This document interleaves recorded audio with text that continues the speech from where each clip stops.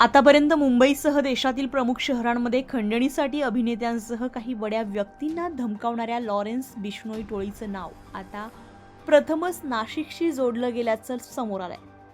नाशिकमधील क्रीडा साहित्याची विक्री करणाऱ्या एका व्यावसायिकाला थेट लॉरेन्स बिश्नोई गँगच्या नावानं तब्बल 2 कोटी रुपयांच्या खंडणीसाठी धमकवण्यात आल्याची माहिती पुढे आली आहे.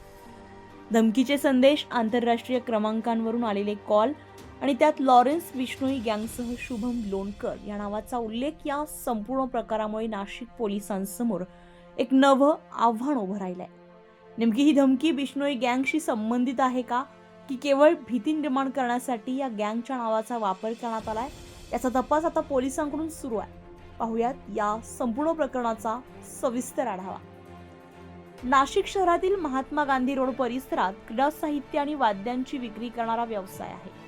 याच व्यवसायाशी संबंधित भावांना अचानक काही धमकीचे संदेश प्राप्त झाले. या संदेशांमध्ये लॉरेन्स बिश्नोई ग्रुप से शुभम लोणकर बोल रहा हूं असा मजकूर असल्याची माहिती आहे आणि त्यानंतर या धमकीचं गांभीर्य आणखीनच वाढलं. 2 कोटी रुपये न दिल्यास व्यावसायिकाच्या 3 भावांपैकी एकाला जीवे मारण्याची धमकी देण्यात आल्याची माहिती मिळते. अचानक आलेल्या या धमकीमुळे व्यावसायिक आणि त्यांचे कुटुंबीय घाबरले. त्यांनी विलंब न करता पोलिसांकडे धाव घेतली.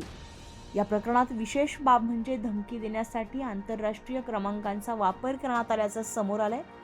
18 आणि 19 ऑगस्ट रोजी संबंधित व्यावसायिकाला आलेले कॉल ऑस्ट्रेलियासह इतर आंतरराष्ट्रीय क्रमांकांवरून करण्यात आल्याची माहिती आहे. त्यामुळे हे प्रकरण केवळ साध्या धमकीपुरतं मर्यादित नसून यामागे नेमकं कोण आहे याचा शोध घेणं पोलिसांसाठी महत्त्वाचं ठरणार आहे.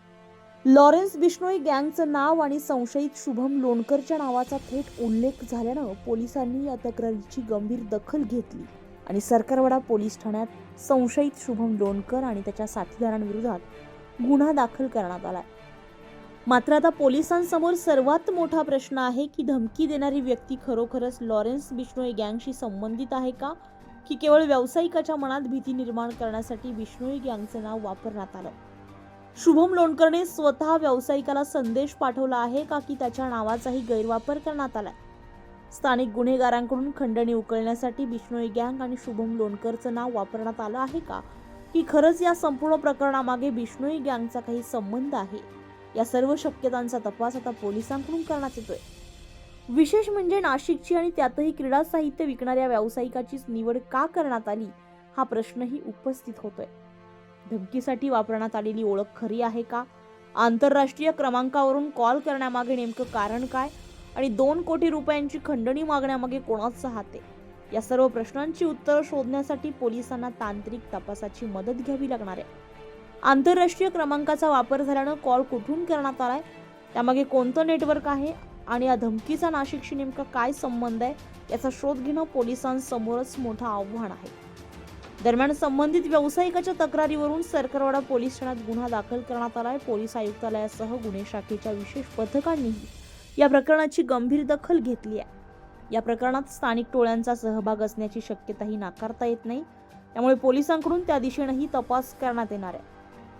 नाशिक जिल्हा कायद्याचा बालेकिल्ला म्हणून ओळखला जात असताना कथित लॉरेन्स बिश्नोई गँगच्या नावानं आलेली ही धमकी नाशिक पोलिसांसमोरच एक नवं आव्हान ठरली आहे.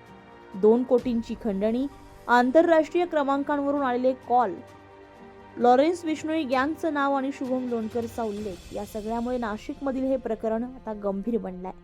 मात्र धमकी देणारी व्यक्ती खरोखरच बिश्नोई गँगशी संबंधित आहे, की केवळ खंडणी उकळण्यासाठी गँगच्या नावाचा वापर करण्यात आलाय, याचं उत्तर आता पोलिसांच्या तपासातूनच समोर येणार आहे.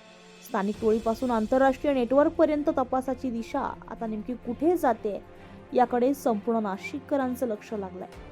लोकमत.com साठी किरण नाईक, नाशिक.